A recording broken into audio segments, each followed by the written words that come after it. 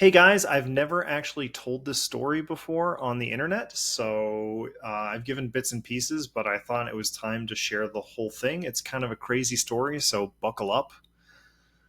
So, I started experiencing issues with erections in 2011. So, at the time, I was sort of hooking up with a few different women, and one of them I shouldn't have been hooking up with, which we'll come back to later, but basically, I went home with a girl and we'd sort of been flirting and texting. And I went home with her and I lost my erection.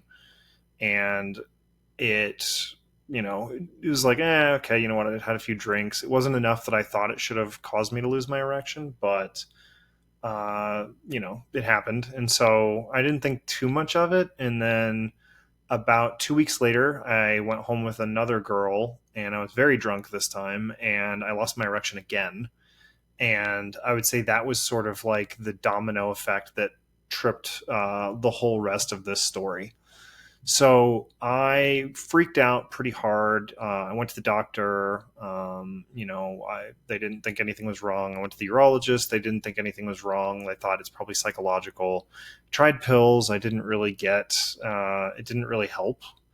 And I started to freak out a little bit, even when I was alone, like when I was masturbating. So yeah, it started. I think you all know the spiral that happens. But they told me it was probably psychological. So I went to a therapist, and a therapist didn't really help. And it's good to know that at the time I had a like really high paying job. I had a six-figure job. I was very successful in IT.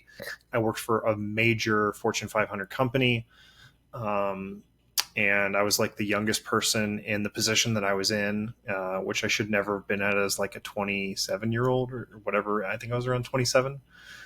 But I worked with a bunch of guys who were kind of envious of my life because I was like going out with a bunch of different women, and they were all pretty attractive. Um, and yeah, it was like from the outside, my life looked great, like successful career. I had a sports car. I had women interested in me, but I was really dead inside. I didn't have much of a connection to my emotions. I was really good at anger. Like I understood anger just fine, but for the most part, I didn't really think that I had emotions. Like I remember one of my ex girlfriends from college. She was a very emotional person, and I saw all the problems it would cause her, and I just thought that I had life figured out because I was very logical and because I didn't have to feel emotions. I never felt like guilt or happiness or anything like that. I was just always very even keeled. But losing my erections, it was really, really impactful emotionally, even from the very beginning. Like you know, especially after going to the doctor, like the doctors freaked me out a little bit, and then going to therapy didn't really do much for me. And then a funny thing happened, which ended up being a blessing, but didn't feel like it at the time, is that the company that I was working for, they outsourced their entire IT department to India. And so I lost this prestigious job that I like felt so proud of. Um, and a good friend of mine had been trying to goad me into joining the Air Force for many years, and he was doing that by sending me job board things for military guys that were in Afghanistan that paid like 150 $200,000 a year. And so I did some research and figured out that you don't actually have to be in the military. And so I decided I was going to go to Afghanistan as a civilian contractor. And this was an interesting decision because, on one hand, I sort of realized that whatever was happening with my erectile dysfunction, that it was probably going to require money to fix because I didn't really see anything out there that was like seemed really promising. And so I was like, I don't know what it is, but I'm going to throw money at this problem. And then I also think in some degree I was just kind of okay with dying. Like I was really, really miserable on the inside, both from the sexual anxiety, but also because I just honestly I was not a very happy person.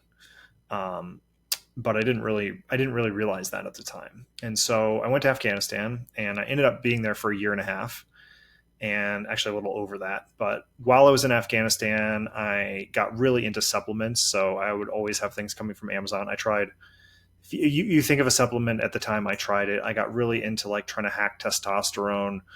Um, and none of those things helped at all. That I started meditating. That was where my meditation practice really started, even though I wasn't really very good at it.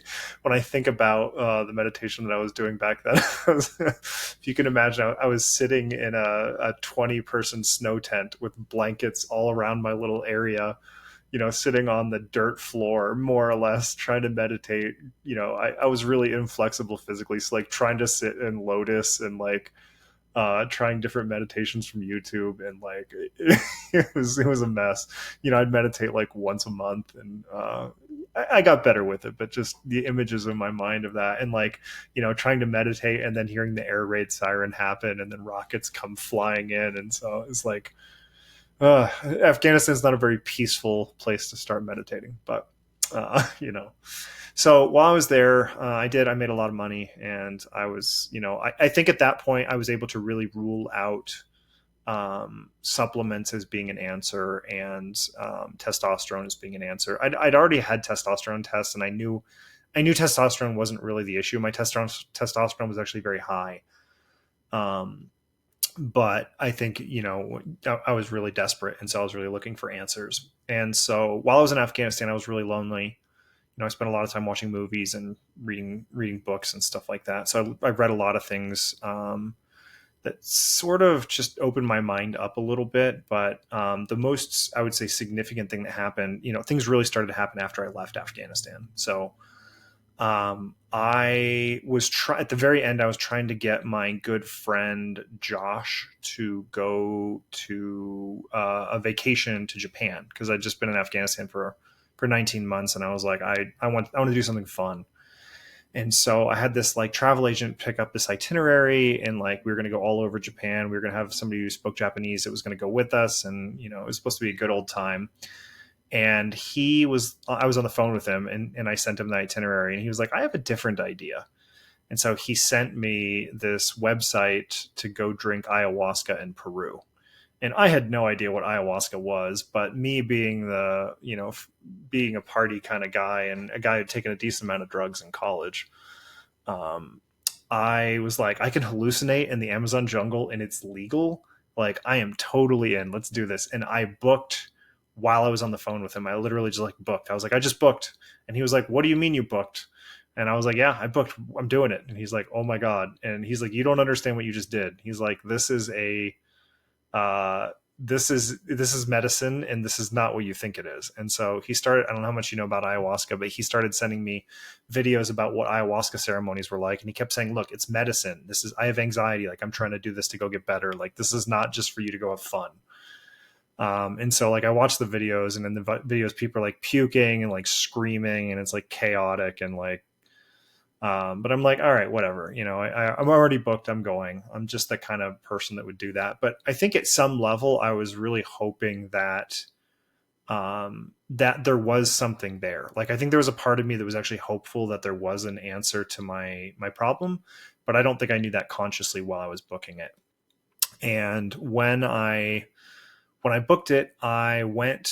I came home from Afghanistan, and then, fun fact, I went to Antarctica afterwards, and then I immediately came back. And then about a month later, I went to Peru with my friend. And while I was in Peru, we landed in Iquitos, and we were on the bus going to the ayahuasca center, these little chicken buses where they're not designed for somebody who's 5'11". But so I made friends with this girl. She was very sweet, very cute. And, she was just in front of me. And so she turned around, we were just having a conversation while we were on the bus. There's not a lot else to do there but talk. And my buddy, he was kind of an anxious state. He was kind of nervous about what was going on. So he wasn't very talkative. And so, we get there, you get checked in, and then we do our very first ayahuasca ceremony. And I'm somebody, I robo-tripped a lot when I was younger, and robo-tripping is this thing that no one should ever do, but I did a lot of it when I was younger. And so I was pretty much expecting ayahuasca to be exactly like that. And so I the very first night, it was pretty much exactly what I was expecting. I didn't throw up, I didn't scream. It was just like this fun experience of me laying there, like thinking, man, I cannot believe this shit is legal. And after the ceremony was over, I was just laying there on my mat, and they turn a candle on. It's dark, you're laying on a mat on the floor, and they turn, they put on a couple of candles, more or less. And the girl that I'd met on the bus came up to me, and she was like, "Hey, do you mind if I talk to you?" And I was like, "Sure." And it was candlelit, so I couldn't see her face super well, but she just looked totally different. She when I was on the bus with her, she was very like heavy, not in like a physically big, she wasn't like big. She just felt like something was like dragging her down. She was like, felt like she was carrying around something really heavy. And it was just very obviously gone. Like she was like the most lit up smile I've ever seen in my entire life. And like it was very impactful for me to just see her. I was like, whoa, like I have no idea what happened to her, but like whatever happened to her, like I want this. And so I was like, whoa, what happened to you? And she was like, she sat down on the mat next to me, and she was like the most amazing thing. She's like, I came here to stop smoking. She's like, I've been addicted to smoking my whole life, since my entire adult life. And I really wanted to put it behind me because I want to live longer and be healthy and all this stuff. And so I'm like, yeah, okay. So what happened? Like, hurry up. How did you get there? And so she was like, during the ceremony, I just kept feeling something in my ovary. And it was it was just like, felt like this black thing. And I just kept feeling it was very uncomfortable. And then like, it just started to relax and loosen up. And I just had this very clear moment where I realized that like, I do want children. Like I had a miscarriage many years ago, and it was really painful. And like, I just kind of avoided this, avoided the whole idea of, she's like, I've wanted children. And she's like, that miscarriage happened when I was very young. And I started smoking right around that time. And I never even connected those things. But she's like, I can tell you, I realized like, that everything I went through was really painful, but like I really clearly know that I want children, and I also understand I'll never smoke again. I don't need cigarettes anymore. And I was like, wow, that's amazing. So the next night, I was like, I wonder if there's anything like that going on in my life. So I started, during the ceremony, I started like feeling inside my body, and I started feeling this like clenching right around my chest. And so I started having this image come into my mind of this like little baby, and it would like come into my vision, my like, I don't know, my eyes were closed, but like my vision space. And then like the baby would like fade away. And then like a few minutes later, it would come back. And this just kept happening over and over and over again until one of the times, I have no idea why, but I was just like, as it was started to fade away, I said, I love you. And it stopped. It stopped fading away, and it was just kind of there. And I was just like, I have no idea why I even said this, but I was like, I'm so sorry I couldn't protect you. I didn't know any better. I was little like you, but now I'm big and strong, and nothing bad is ever going to happen to you again. And at that moment, I just started bawling. I started like, tears were running down my face, and the baby I don't know, mentally, I don't even understand how this happened, but I was like hugging it, and the baby just like merged into my chest. And at that moment, I realized that I loved my mother. I have a wonderful mother, but she had a very challenging childhood, and I also had a pretty challenging childhood. And some of the juxtaposition between her being a very good, loving mother and some of the challenging things from her childhood impacting mine made it so that I didn't really understand at some level that I loved my mother. And it was like a huge weight that had lifted off of me, and I just started bawling. And to give you an idea, before that, I hadn't cried since the moment where they closed my father's casket. So it was a really impactful moment for me. And at that moment, I became more or less a different person. It was like this deep-seated anger that I'd carried with me for so long was just gone. And to the point where when I got home, all of my friends were like, what happened to you? Because me being really disconnected from my emotions, they didn't really understand. I didn't understand what was going on, but like my friends would describe me as a lovable asshole. And when I got home, I was actually like empathetic and caring, and I wasn't really angry. And so it was a very, very impactful moment for me. It changed my whole life. And in that moment, I had very clear realizations that whatever was happening to me was emotional, like the sexual problems were emotional in nature because I neglected my inner world, my emotions, my whole life. And I also realized that I'd never been happy in my entire adult life. I didn't even remember the last time that I'd ever been happy. I didn't even realize that I wasn't happy, but that was the first moment that I ever felt happy in my adult life. And then the third thing that became really clear to me is that I'd been an atheist my entire life. In that moment, I realized that I didn't know what God was or how it related to religion, but I knew that there was something bigger than me that was significantly more intelligent than me, that was unfathomable in its beauty and perfection. And those things were all very, very clear after that. And so on that trip, I met a very important man named Mark, who was an astrologer. And despite my newfound empathy and care, I teased him a lot about being an astrologer. And I didn't really believe in astrology or understand how anything like that could be part of how could even make sense. Like how could Jupiter, make my life different in any way? And so, but I liked Mark. So Mark and I teased Mark a lot, and, we teased each other. And he challenged me to an astrology reading. He's like, you make fun of it so much. Why don't you just try it before you make fun of it? And I was like, yeah, I'll do it. I'll do it if you do it for free. And he said, absolutely not. You're going to pay me. So I humored him. And after I got back, I did an astrology reading with him. And he, in that reading, more or less, he said, do you by any chance have any sexual problems going on? And I hadn't told anyone at that point. I hadn't told literally anyone. There was not a person in the world who knew that I had a sexual problem other than the women that I'd tried to have sex with. And I couldn't. And so I was like, yeah, as a matter of fact. And so Mark was the first person that I ever told.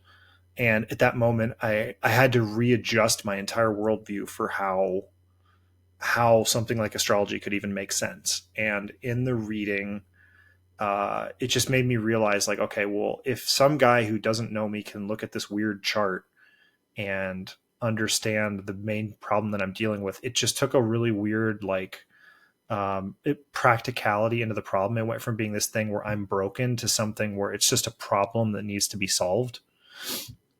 And so from that point on, I actually started studying astrology with him, which becomes important later. So at that point, I didn't really have a lot of ways to deal with my emotional stuff. So I did the only logical thing I could do is I started going to Peru and more or less training with the shaman. I was not an official apprentice, but I spent about a quarter of the next 2 years in the Amazon jungle drinking ayahuasca. And during at one point when I'd been working there, I finally opened up to one of my teachers there, the guy who was really helping me. And he, after I'd been going there for kind of a while and working with him, I finally told him what was going on. He's like, oh, for fuck's sake, Cam, why didn't you tell me? He's like, it's so much easier to help people when they tell you what they're working on. And so he's basically like, I'm going to do something to flush out your sexual energy.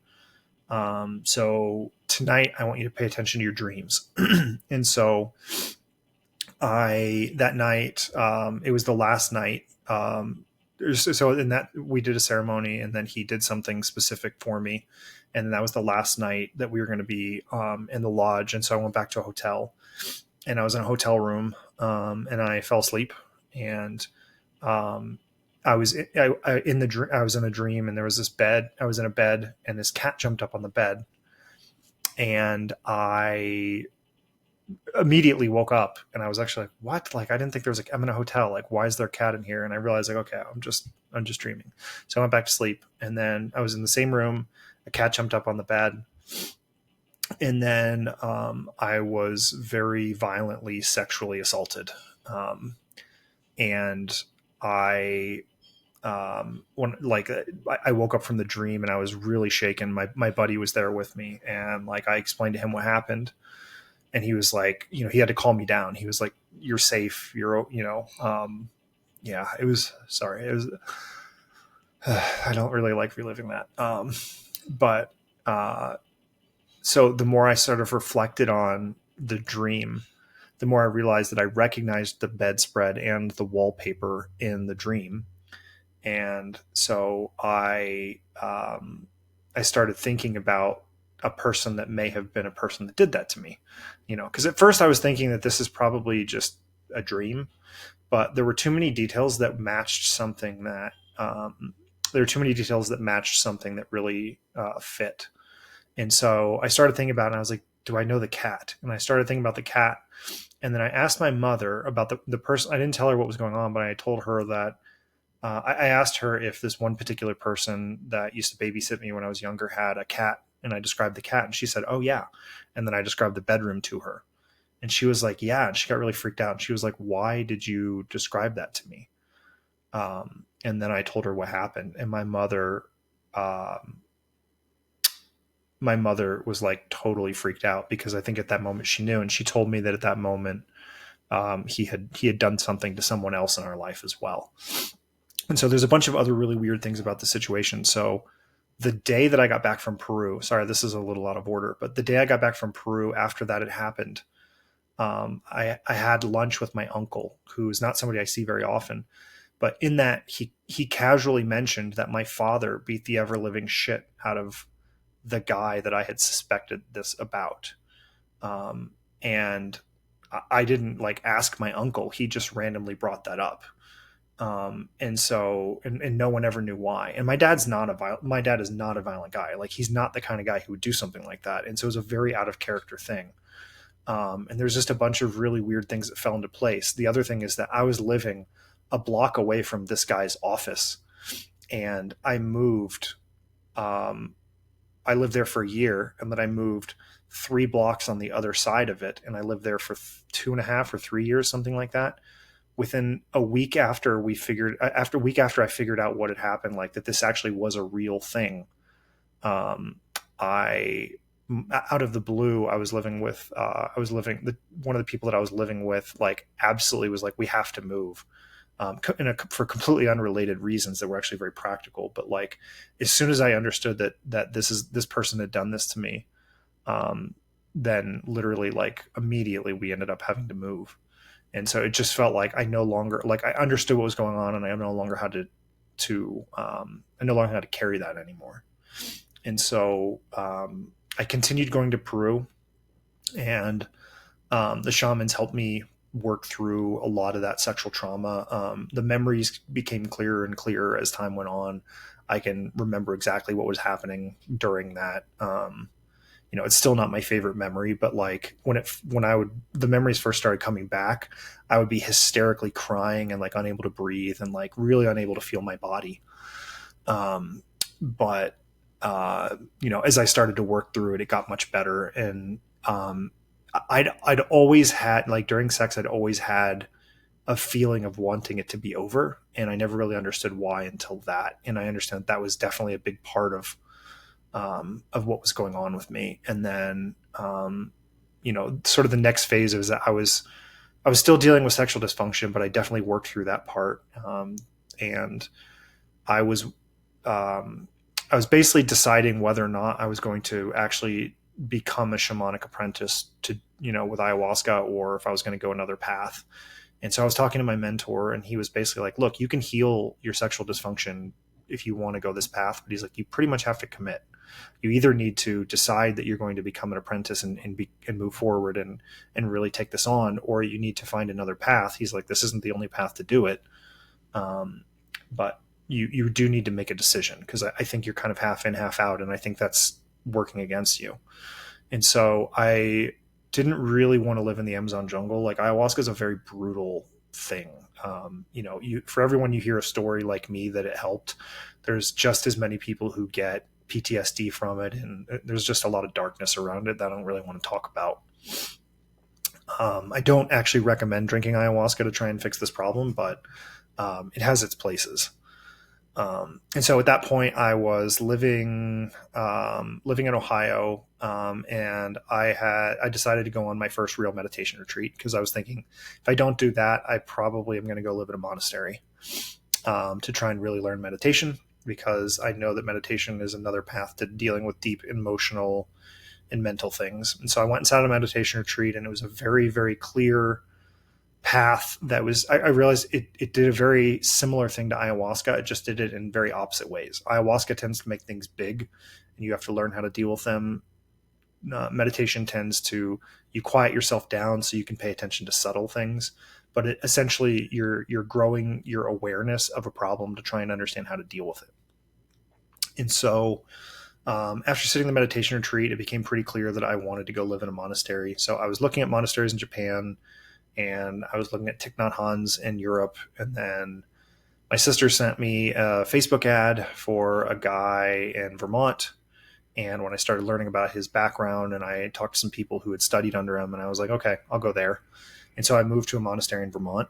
And about 3 months after that, I started realize, like, one of the things that became really clear is that I was carrying a lot of guilt around sex, about something, about that woman that I had slept with that I shouldn't have been sleeping with.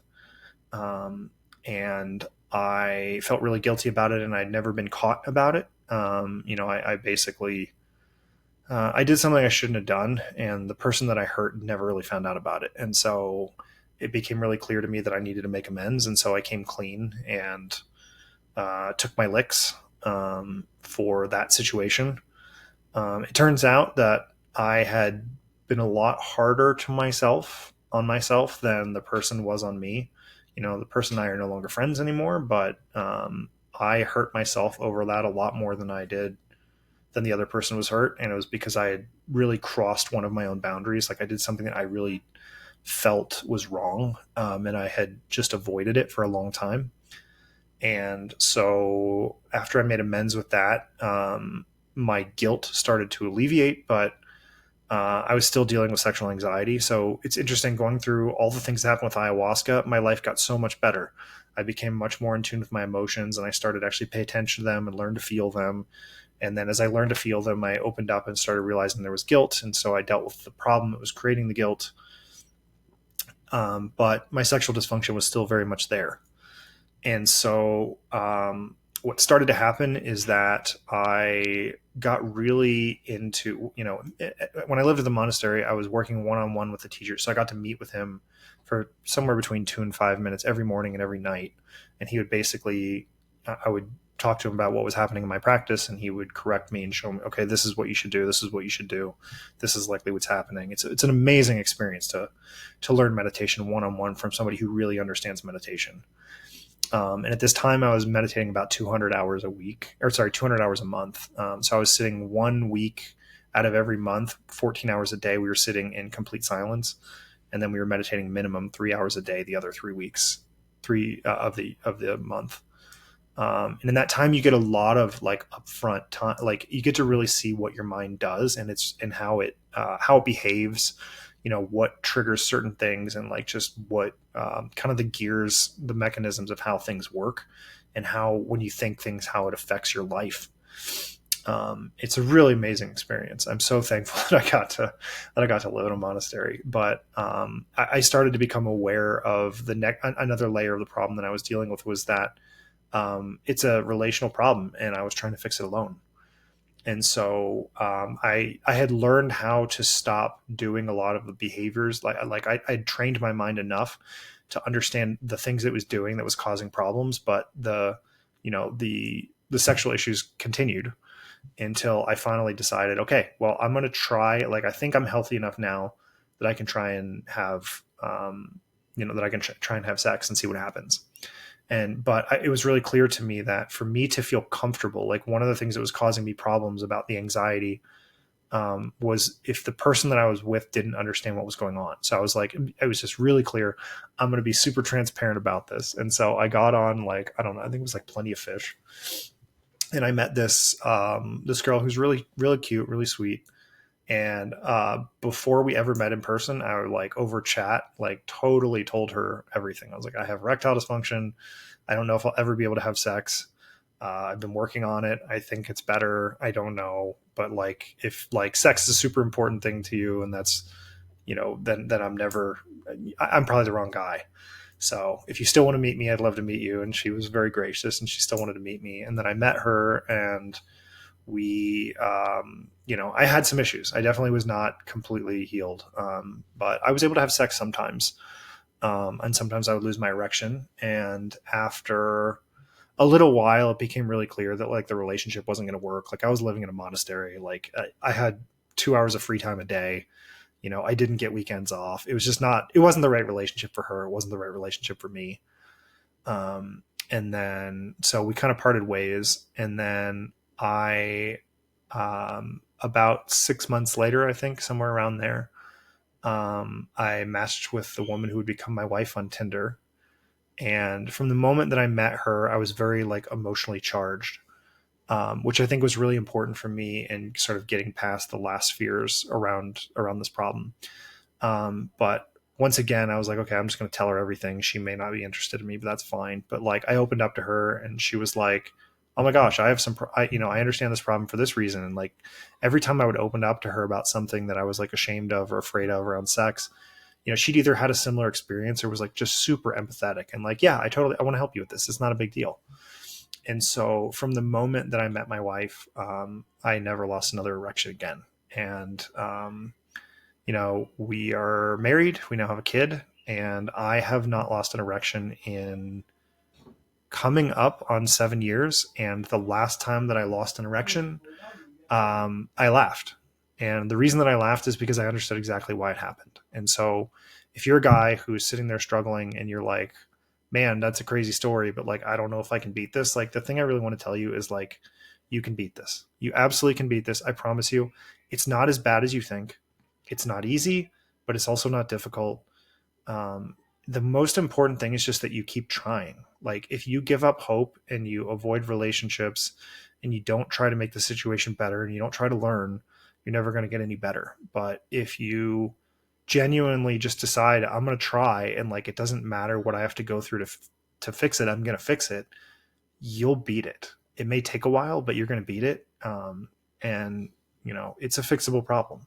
And I've tried to make materials for you guys that are, what I needed when I had this problem, because there's a lot of little problems that come along. It's not one big problem. And, my case was significantly more complex than most of yours. Like, most of you are not dealing with, sexual guilt over something major. You're not dealing with having been sexually abused.